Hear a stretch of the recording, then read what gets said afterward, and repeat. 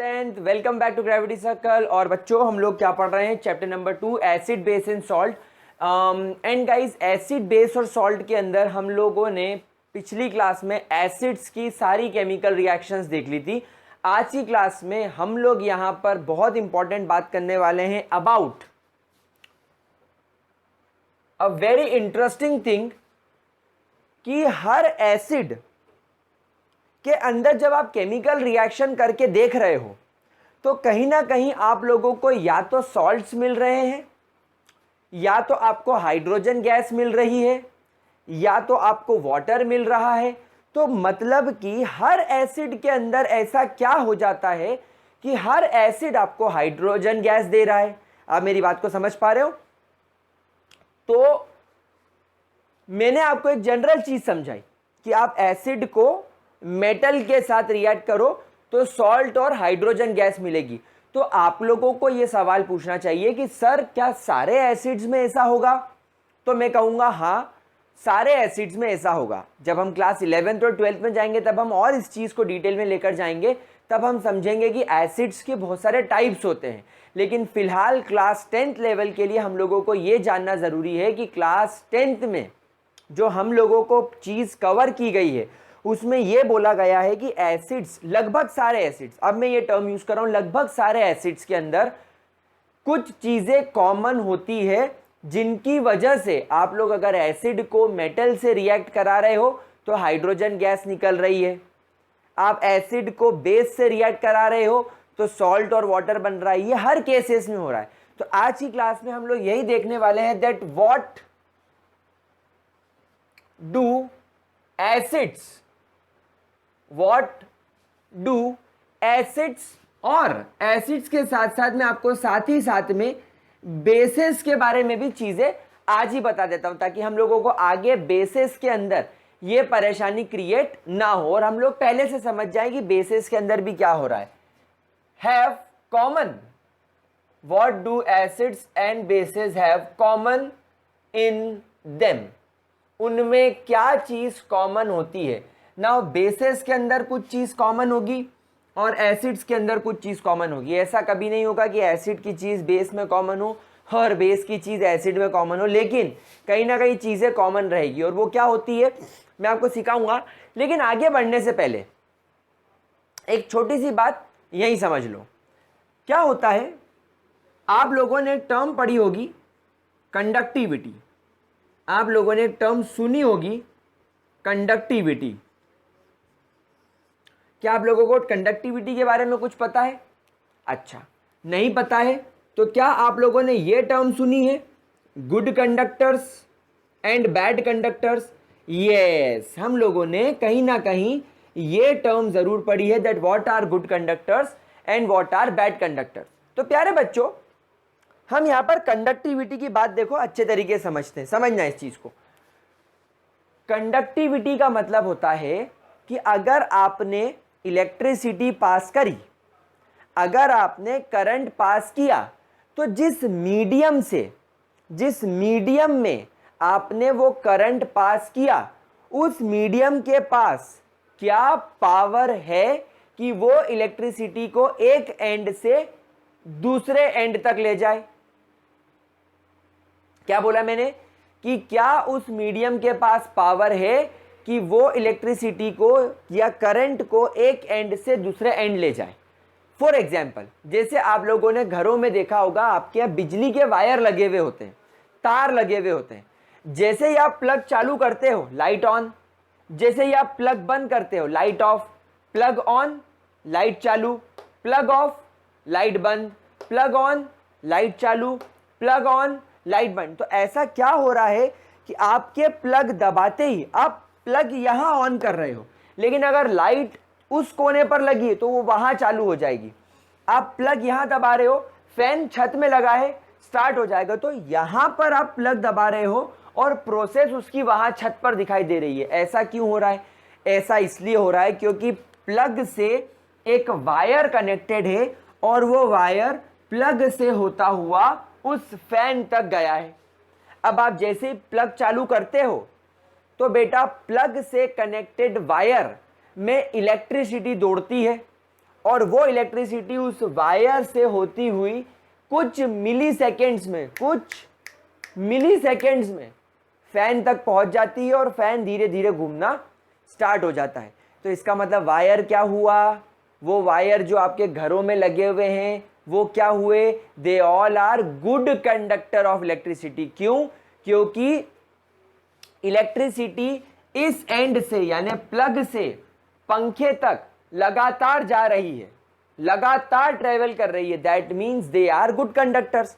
तो किसी भी सब्सटेंस की इलेक्ट्रिसिटी को एक एंड से दूसरे एंड तक ले जाने की पावर को कंडक्टिविटी बोलते हैं। अभी के लिए आप इतना सीखो, क्या बात समझ में आ रही है?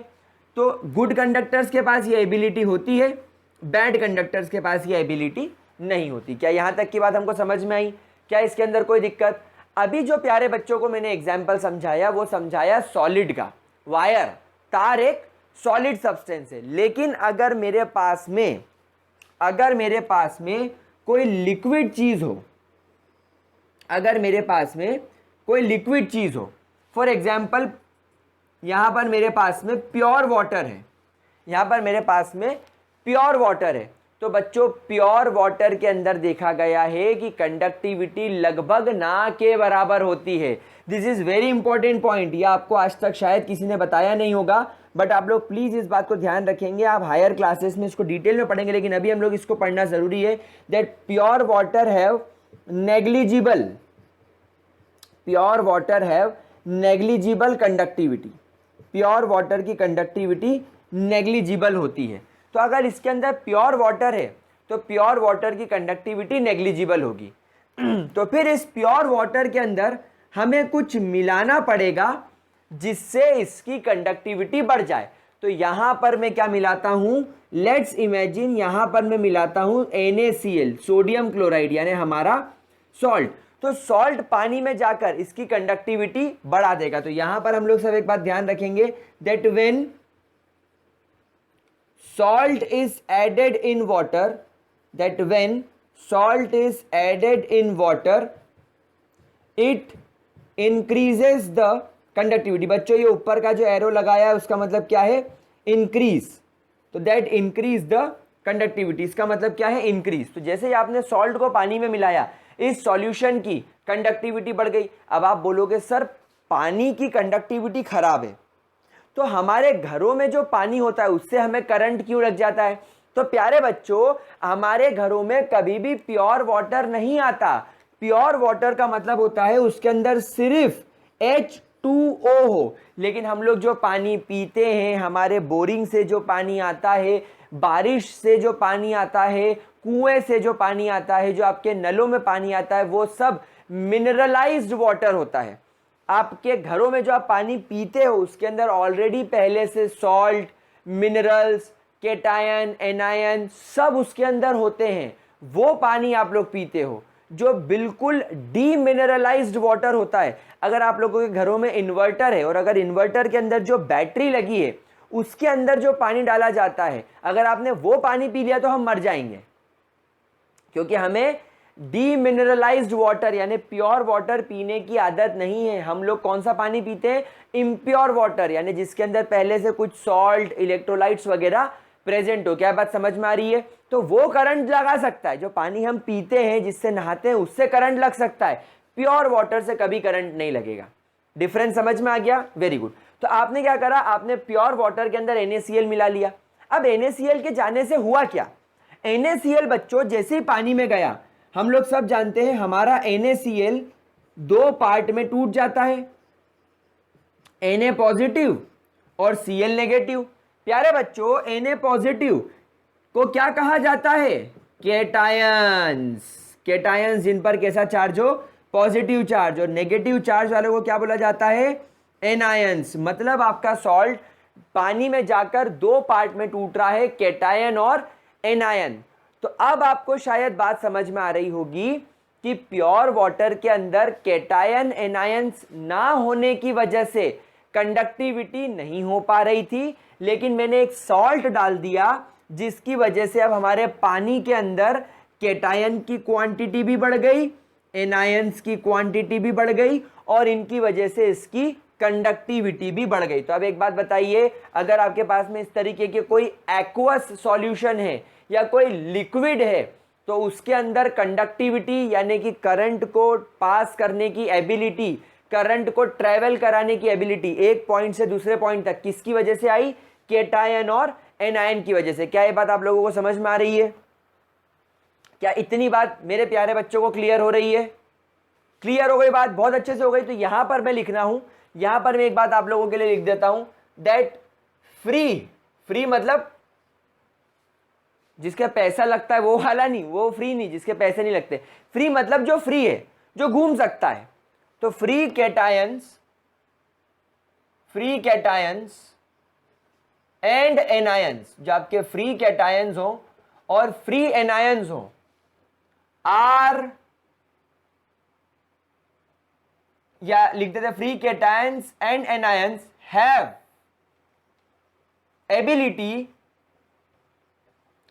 ability to conduct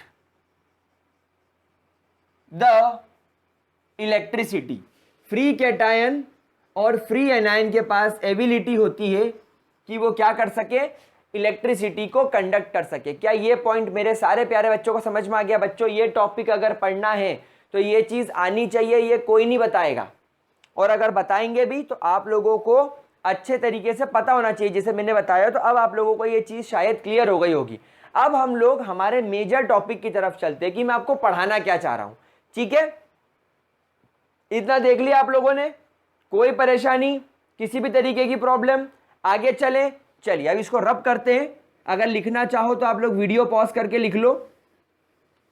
वैसे ये कोई पूछेगा नहीं, ये कोई पूछता नहीं है, लेकिन ये बताना क्यों जरूरी था? क्योंकि ये टॉपिक समझ में आना चाहिए।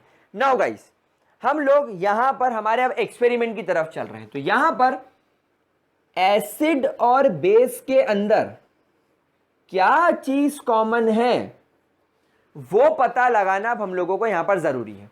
तो मैंने यहां पर इस तरीके का बीकर ले लिया।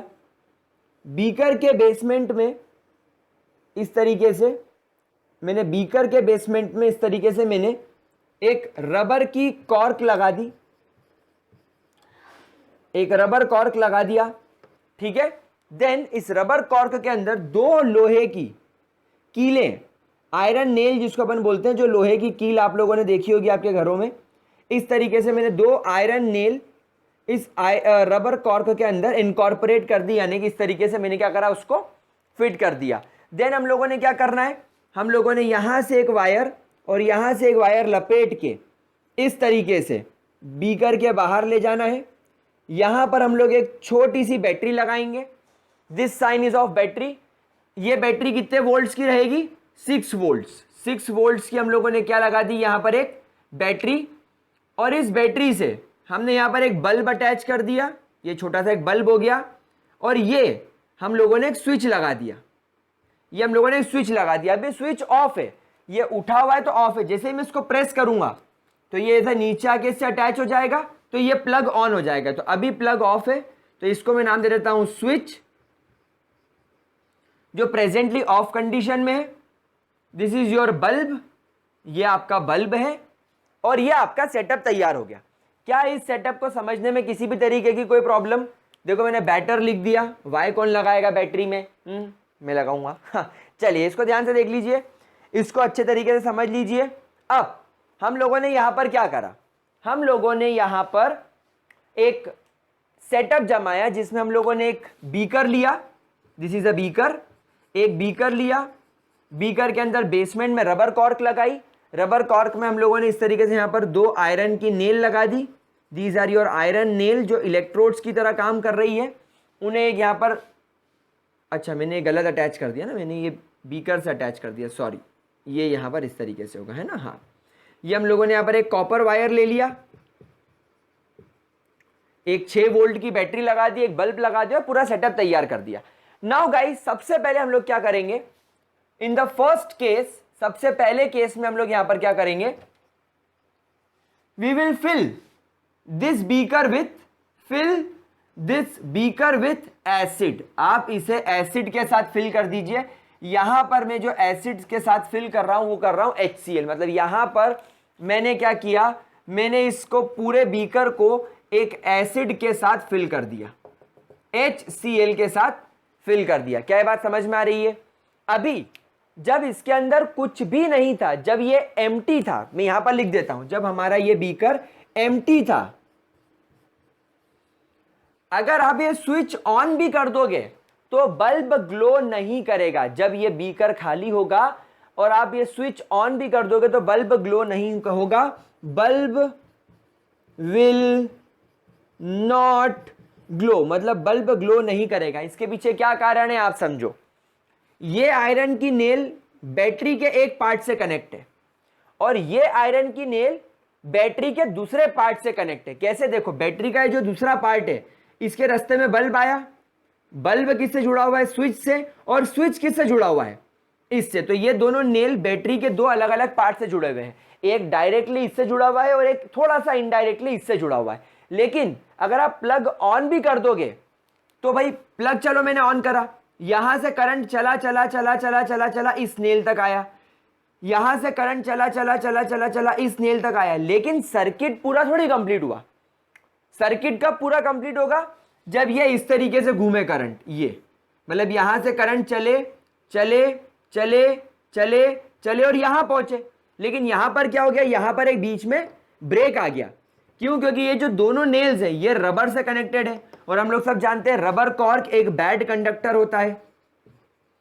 ये एक बैड कंडक्टर होने की वजह से करंट को, जैसे करंट यहां आया तो करंट यहां आएगा, फिर रबर कॉर्क में आकर डिफ्यूज हो जाएगा, तो करंट इस तक नहीं पहुंच पाएगा। अब अगर करंट इस तक पहुंचे तो फिर यहां से चीज आगे बढ़ जाए और हमारे बल्ब को ग्लो कर दे। लेकिन यहां पर क्या हुआ? बीच में एक रुकावट आ गई, क्योंकि दोनों आयरन की नेल एक दूसरे से दूर दूर है और रबर कॉर्क बैड कंडक्टर है। तो अब हमें इसकी कंडक्टिविटी चेक करने के लिए, मतलब अब हमें बल्ब को ग्लो करने के लिए हमने क्या करा? बीच में एक सॉल्यूशन डाल दिया। हम लोगों ने यहां पर क्या करा? एक सॉल्यूशन डाल दिया, एक लिक्विड डाल दिया। अब आप देखो, लिक्विड पूरी तरीके से इस आयरन की नेल को छू रहा है और इसको भी छू रहा है। मतलब अब जो पूरी कंडक्टिविटी होगी, मतलब अब जो पूरा करंट का फ्लो होगा वो किस पर डिपेंड करेगा? ये सॉल्यूशन के अंदर। क्यों? क्योंकि ये सॉल्यूशन ने इस आयरन नेल को भी छू रखा है और इस आयरन नेल को भी छू रखा है, दोनों को टच कर रखा है, इसलिए अब आपका जो भी कंडक्टिविटी होगी वो इस पर डिपेंड करेगी। और पहले केस में हम लोगों ने यहां पर क्या ले लिया है? HCl। जैसे ही आप स्विच ऑन करोगे रिजल्ट क्या आएगा? जैसे ही आपने स्विच ऑन करा रिजल्ट क्या आएगा?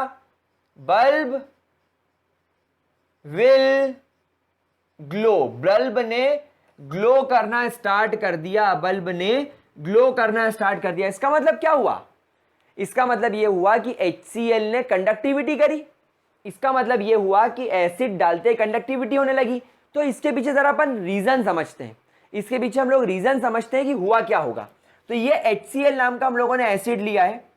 तो जैसे ही आपने HCl को यहां पर डाला और आपने करंट पास किया तो करंट चला चला, यहां आया, इस आयरन नेल में आया, और इस आयरन नेल को कौन छू रहा है? HCl। तो करंट की वजह से HCl दो पार्ट में टूट गया, H पॉजिटिव और Cl नेगेटिव। मतलब कौन कौन से पार्ट में टूट गया? कैटायन और एनायंस में, दो पार्ट में टूट गया। क्या ये बात समझ पा रहे हो? तो आपका HCl यहां पर दो पार्ट में टूट गया, कैटायन और एनायन। और अभी क्या समझ के आए थे कि किसी भी सॉल्यूशन की कंडक्टिविटी कब बढ़ जाती है? जब उसके पास में फ्री कैटायन और फ्री एनायन हो। तो फ्री कैटायन और फ्री एनायन होने की वजह से, फ्री कैटायन और फ्री एनायंस होने की वजह से क्या हुआ? कंडक्टिविटी बढ़ी। और अब यहां से करंट को यहां तक ले जाने के लिए, यहां से करंट को यहां तक ले जाने के लिए कौन काम कर रहे हैं? फ्री कैटायन और फ्री एनायन। और इन्होंने करंट को इस नेल तक पहुंचाया और यहां से फिर नेल ने करंट को स्विच तक पहुंचाया। जैसे ही आपने स्विच ऑन करा, जैसे ही आपने स्विच ऑन करा करंट फ्लो हुआ। तो मैं यहां पर स्विच को अब ऑन कंडीशन में बना देता हूं, स्विच ऑन हो गया, बल्ब ग्लो करने लग गया। क्या बात समझ में आ रही है? अब यहां पर मैं काम करता हूं, एसिड को बदल देता हूं H2SO4 से। कहां से बदल देता हूं? H2SO4 से। अब आपने यहां पर एसिड की जगह कौन सा एसिड रख दिया? H2SO4। जैसे ही आपने करंट पास किया यहां पर 2H पॉजिटिव बना और SO4 डाई नेगेटिव बना। तो ये बन गया कैटायन ये बन गया एनायन, मतलब कैटायन एनायन होने की वजह से कंडक्टिविटी होने लगी, कंडक्टिविटी होने की वजह से बल्ब ग्लो करने लगा। फिर मैंने एसिड बदल के देखा, मैंने यहाँ पर नाइट्रिक एसिड डाल लिया HNO3, this is your nitric acid. ये नया है, आप लोग पहचानते नहीं हो, ये तो सल्फ्यूरिक एसिड है और ये हाइड्रोक्लोरिक एसिड है। यहाँ पर भी बल्ब ग्लो करने लग गया क्योंकि H पॉजिटिव NO3 नेगेटिव बन गया, कैटायन बन गया, एनायन बन गया। मतलब यहाँ पर आपने अगर एसिड डाला, अगर आपने यहाँ पर एसिड डाला तो बल्ब ग्लो करेगा, नो डाउट बल्ब ग्लो करेगा। और बल्ब ग्लो क्यों करेगा? क्योंकि एसिड इसके करंट की वजह से, इलेक्ट्रिसिटी की वजह से कैटायन एनायन में टूट जाता है और जितने कैटायन एनायन बनेंगे उतना ज्यादा करंट इस सॉल्यूशन में फ्लो करेगा और जितना करंट फ्लो करेगा उतना ज्यादा इस नेल तक करंट पहुंचेगा और फिर ये नेल उस करंट को लेकर वायर से होता हुआ स्विच और स्विच से होता हुआ आपके बल्ब तक पहुंचाएगा और आपके बल्ब को ग्लो करने में मदद करेगा। अगर यहां पर कैटायन एनायन नहीं बनते तो बल्ब ग्लो नहीं करता, लेकिन यहां पर कैटायन एनायन बन रहे हैं और बल्ब ग्लो कर रहा है। पहले इतना जरा ध्यान से देखो, देख लिया। अब यहां पर मैं एक इंटरेस्टिंग पॉइंट नोट कर रहा हूं, क्या आप भी वो पॉइंट नोट कर रहे हैं? एसिड्स के अंदर एनायन डिफरेंट है, लेकिन एसिड्स के अंदर अगर आप कैटायन को ऑब्जर्व करो तो सब में कैटायन कौन है? H positive. तो यहां पर पहला पॉइंट निकल कर आ रहा है, what do acids have common in them? सारे एसिड्स में क्या कॉमन है? कैटायन। और कैटायन कौन है? H positive. समझ पा रहे हैं बात को? शायद इसीलिए हाइड्रोजन नाम की गैस रिलीज होती है, शायद इसीलिए वाटर बनता है क्योंकि वाटर भी हाइड्रोजन से बनता है। और यहां पर H पॉजिटिव नाम का कैटायन आपको हर एसिड के अंदर मिल रहा है। तो पॉइंट नंबर 1 मेरे समझ में आ रहा है कि अगर मैं एसिड के साथ ये एक्सपेरिमेंट करूं तो बल्ब ग्लो करा, और इस एक्सपेरिमेंट से मुझे समझ में आया कि भले ही HCl हो, H2SO4 हो, नाइट्रिक एसिड हो, एनायन चाहे डिफरेंट हो, कैटायन सब में H पॉजिटिव आ रहा है। तो इस पॉइंट को अभी के लिए आप लोग जरा नोट करके रखेंगे, इसको लिखेंगे जल्दी से स्क्रीनशॉट लेके, क्योंकि मैं इसको रब करने वाला हूं। वीडियो पॉज करके लिख लीजिए या स्क्रीनशॉट लेके लिख लीजिए। रिएक्शन विद एसिड, रिजल्ट क्या आएगा? Bulb will glow. Why bulb will glow? क्योंकि इलेक्ट्रिसिटी की वजह से कैटायन एनायंस टूट जाते हैं और सब में कॉमन कैटायन होता है। ये बात हम लोगों ने ऑब्जर्व करी, ठीक है। तो आप लोग यहां पर इन रिएक्शन के बाद अगर आपसे कोई बोलता है that in acids why bulb is glowing, तो आप लोग यहां पर जवाब दे देंगे why bulb is glowing. Bulb क्यों ग्लो कर रहा है? Because due to electricity, because due to electricity the acid gets dissociated into cation and anion।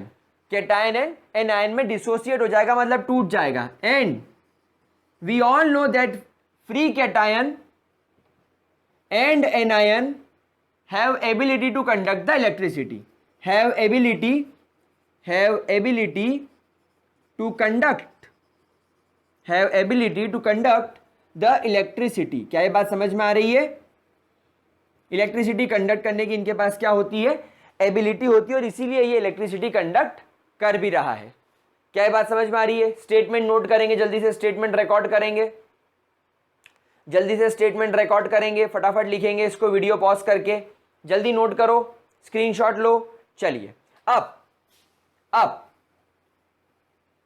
एक पॉइंट हम यहां पर और फटाफट बना ही लेते हैं। इन एसिड्स एनायंस में बी डिफरेंट, एनायन में बी डिफरेंट। आपके एसिड्स में एनायन में भी डिफरेंट हो सकता है, बट क्या सेम है? Cations. But cation is always similar, cation is always similar, and that is कौन है? कौन सा कैटायन सिमिलर होता है? सिमिलर की जगह आप लोग यहां पर वर्ड कॉमन भी यूज कर सकते हैं। कैटायन कॉमन होता है और वो कौन होता है? H positive cation is common in all acids. तो हमें पहला जवाब मिल गया कि हमारे एसिड में क्या चीज कॉमन होती है, H पॉजिटिव। तो यहां पर आपके ऊपर है कि आप ये जो एसिड ले रहे हो ये आप कौन सा एसिड ले रहे हो, HCl ले रहे हो, H2SO4 ले रहे हो, HNO3 ले रहे हो, और भी आप चाहो तो बहुत सारे एसिड्स लेकर देख सकते हो। ठीक है, चलिए क्या इसको नोट कर लीजिए, इसको रब करके फिर अब चलते हैं बेसिस की तरफ। जरा हम लोग बेसिस की बात कर लेते हैं फटाफट से। चलिए, now guys second point we are going to talk about bases. अब हम लोग यहां पर बेसिस की बात करने वाले हैं। तो if we keep base, let's fill with bases. अब हम लोगों ने यहां पर जो सॉल्यूशन रखा है वो एसिड ना होते हुए क्या रख दिया है, बेस रख दिया है। जैसे ही आप बेस रखोगे तो हम लोग सब जानते हैं कि हमारी बेबी को बेस पसंद है, इसी वजह से हमारा बल्ब विल ग्लो। बल्ब क्या होगा, ग्लो करने लगेगा। मतलब बेस के रखने से भी बल्ब ग्लो कर रहा है। अब हम लोग यहां पर रीजन चेक करते हैं कि ऐसा क्यों हुआ, व्हाई इट इज हैपनिंग। तो यहां पर सबसे पहले एक बेस रख के ट्राई करता हूं, NaOH। जैसे ही मैंने NaOH को इस सॉल्यूशन की जगह पर रखा, इस बीकर के अंदर रखा, स्विच ऑन करा, स्विच ऑन करते ही इलेक्ट्रिसिटी फैली और करंट इस सॉल्यूशन के अंदर फैलने लगा। जैसे ही करंट आया या जैसे इलेक्ट्रिसिटी आई, हमारा NaOH दो पार्ट में टूट गया, that is Na positive and OH negative. यानी यहां पर भी मुझे केटायन एनायन मिला।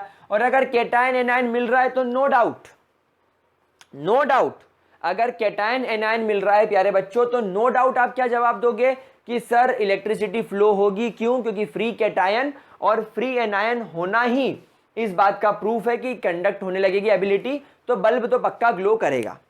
फिर मेरा मन नहीं माना, मैंने NaOH की जगह KOH रख के देखा है, दूसरा बेस रख के देखा। मैंने बोला भाई चेक करने में क्या बुराई है, करंट पास करा तो ये दो पार्ट में टूट गया, K पॉजिटिव OH नेगेटिव, ये भी केटायन बना, ये भी एनायन बना और बल्ब फिर ग्लो करने लगा। मैंने कहा नहीं, मन नहीं मान रहा है, बिल्कुल मन नहीं मान रहा है। मैग्नीशियम हाइड्रोक्साइड रख के देखूंगा, मैं तीसरा बेस रख के देखूंगा, मैग्नीशियम हाइड्रोक्साइड। मैंने जैसे ही करंट पास करा मुझे दिखने लगा कि Mg डाई पॉजिटिव बन रहा है और 2OH नेगेटिव मिल रहे हैं, मुझे केटायन मिल रहा है, मुझे एनायन मिल रहा है और बल्ब ससुरा फिर ग्लो करने लगा। मतलब प्रूफ हो गई ये बात कि बेस को अगर आप इस एक्सपेरिमेंट में रखोगे तो बेस कंडक्टिविटी बढ़ाएगा और कंडक्टिविटी करंट की बढ़ने की वजह से बल्ब ग्लो करेगा। कंडक्टिविटी बढ़ गई, इस बात का प्रूफ क्या है, बल्ब का जलना। हमें यहां पर सॉल्यूशन में दिखेगा थोड़ी कि केटायन एनायन में टूट गया, हमें दिख थोड़ी रहा है कि बेस केटायन और एनायन में टूट गया। वो तो हम अंदाजा लगा रहे हैं कि बेस करंट की वजह से केटायन एनायन में टूटा होगा। यहां पर अब फ्री केटायन एनायन की वजह से इलेक्ट्रिसिटी सर्कुलेट हो रही होगी और इस वाली नेल से स्विच से होते हुए बल्ब तक पहुंच रही होगी और बल्ब को ग्लो कर रही होगी। तो बल्ब का ग्लो करना इस बात का प्रूफ है, यानी स्विच चालू करते ही बल्ब का ग्लो होना इस बात का प्रूफ है कि हमारा बेस भी एसिड की तरह केटायन एनायन में टूट रहा है। ठीक, हमने एसिड में भी देखा कि बल्ब ग्लो हो रहा है, बल्ब का ग्लो होना इस बात का प्रूफ है कि आपका एसिड केटायन एनायन में डिसोसिएट हो रहा है। तो हम लोग ने यहां पर बेस के अंदर भी सेम जवाब देंगे, why bulb will glow on adding basis. तो आप क्या जवाब देंगे, because basis dissociates into cation and anion and we know that free cation and anion have ability to conduct the electricity। जो पहले वाला स्टेटमेंट था वहां एसिड की जगह हटाकर बेस कर दो। लेकिन बेसेस में कॉमन क्या दिख रहा है, जैसे हम लोगों ने एसिड्स के अंदर सारे केटायंस कॉमन देखे थे, क्या बेसेस में भी सारे केटायन कॉमन दिख रहे हैं ना? लेकिन यहां पर मेरे बच्चों एनायंस कॉमन दिख रहे हैं, दैट इज OH नेगेटिव। इसको बोलते हैं हाइड्रोक्सी आयंस। हाइड्रोक्सी आयंस, जैसे वहां पर आपको H प्लस आयन कॉमन दिख रहे थे, बेसिस में आपको क्या कॉमन दिख रहा है, OH नेगेटिव आयंस। कौन से आयंस? OH negative ions. तो बेसिस के अंदर क्या कॉमन है? तो अब हम लोग यहां पर स्टेटमेंट लिख सकते हैं that all the basis have OH negative ions common in them. उन सब के अंदर OH नेगेटिव आयंस कॉमन होते हैं मेरे लाडलो, प्लीज इसको ध्यान से नोट करो, ठीक है। तो गाइज यहां पर हम लोगों के पास में एक बहुत इंटरेस्टिंग फैक्ट समझ में आ गया है कि एसिड और बेस के अंदर, एसिड्स के अंदर हमेशा H पॉजिटिव कॉमन होता है और बेसिस के अंदर हमेशा OH नेगेटिव कॉमन होता है, ठीक है। इतना लिख लिया आप लोगों ने। सो देयरफॉर यहां पर हमें एक बात समझ में आ गई कि हमारे एसिड और बेस के अंदर सब चीजें कॉमन होती है। लेकिन मेरा मन नहीं माना, मैंने सोचा एक काम करता हूं, थर्ड टाइम के अंदर सॉल्यूशन की जगह ग्लूकोज रख देता हूं। ग्लूकोज यानी C6H12O6। रिजल्ट क्या मिला? No result obtained. No result was obtained, मतलब बल्ब ग्लो नहीं हुआ। This time bulb will not glow. Bulb glow क्यों नहीं हुई? देयरफॉर इसका मतलब यह है कि ग्लूकोज केटायन एनायन में डिसोसिएट नहीं हुआ। तो वेरी गुड, आप लोग इस बात का जवाब लिखें that C6H12O6 it do not dissociates into cation and anion. मतलब हम लोगों को यहां पर एक बात ध्यान रखनी है कि हमें यहां पर सिर्फ वही सॉल्यूशन रखना है जिसमें केटायन और एनायन बने। तो एसिड में केटायन एनायन बनते हैं, बेस में केटायन एनायन बनते हैं। क्या और कोई ऐसी चीज जानते हो जिसमें केटायन एनायन बनते हैं? हाँ, सॉल्ट।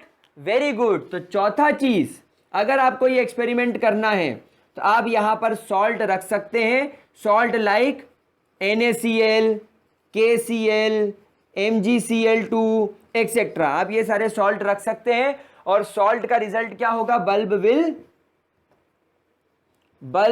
Will glow. बल्ब क्या करेगा प्यारे बच्चों? बल्ब ग्लो करेगा। बल्ब ग्लो क्यों करेगा? क्योंकि हम लोग सब जानते हैं केटायंस एनायन सॉल्ट के अंदर बनते हैं, because of cation and anion formation.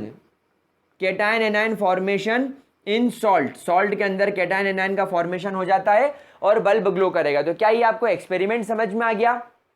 तो बच्चों इस एक्सपेरिमेंट को 4 तरीके से करके देखा। खैर ये दोनों आपके नॉलेज के लिए आपको बताया मैंने कि भाई अगर आपको इस तरीके का ग्लूकोज ले लोगे। अच्छा, और चीज याद रख लो, आप यहां पर ग्लूकोज ले लो, आप यहां पर सुक्रोज ले लो। सुक्रोज जो शक्कर आप लोग घर में खाते हो, C12H22O11। आप यहां पर यूरिया ले लो, है ना। आप यहां पर अगर इस तरीके की कोई भी चीज ले लोगे, डिसोसिएशन नहीं होगा। मतलब ये एक्सपेरिमेंट 3 ही केसेस में वर्क करेगा।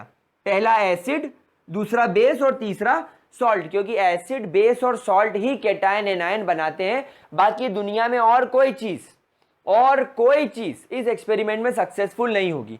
तो एक तो हम लोगों ने ये एक्सपेरिमेंट सीखा और दूसरा हम लोगों ने इस क्वेश्चन का जवाब ढूंढ लिया कि एसिड्स में सब में क्या कॉमन होता है? H positive ion, and bases में सब में क्या कॉमन होता है? OH नेगेटिव आयन यानी कि हाइड्रोक्सिल आयन। तो गाइज आज की क्लास में ये एक्सपेरिमेंट हम लोगों को समझना था, हम लोगों ने एक्सपेरिमेंट समझ लिया।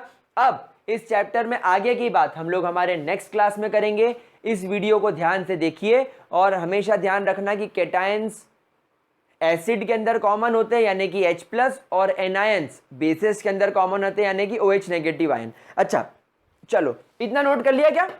इतना फटाफट देख लो, 1 मिनट इतना नोट कर लो, फिर मैं आपको एक जादू बताता हूं। चलो, जादू ये है कि आपके मन में कई बार सवाल आता होगा कि सर एसिड और बेस के मिलने पर पानी ही क्यों बनता है? तो अभी मैंने आपको सिखाया कि भैया दुनिया का कोई भी एसिड हो उसके अंदर H पॉजिटिव कॉमन होता है, मतलब वो हमेशा क्या रिलीज करेगा? H+। और दुनिया का कोई भी बेस हो उसके अंदर क्या कॉमन आता है? OH negative. तो जब ये दोनों कंबाइन होंगे तो H positive and OH negative मिलकर क्या बना लेगा? H2O। यानी एसिड और बेस अगर कंबाइन हुए तो वाटर बनना फिक्स है। क्या बात समझ में आ रही है आप लोगों को? इसीलिए आप दुनिया में कभी भी एसिड और बेस की रिएक्शन करोगे तो एसिड का कॉमन आयन H+ और बेस का कॉमन आयन OH नेगेटिव होने की वजह से आपको वाटर का फॉर्मेशन हमेशा होता हुआ दिखाई देगा। अब इस एसिड में से एनायन अलग निकलेगा, बेस में से केटायन अलग निकलेगा, तो जो केटायन एनायन के मिलने से जो सॉल्ट बनेगा वो सॉल्ट हमेशा अलग होगा, लेकिन ये जो प्रोडक्ट है वाटर ये हमेशा कॉमन रहेगा। तो गाइस इतना नोट करेंगे, बाकी की बात अगली क्लास में। That's all for today, bye bye.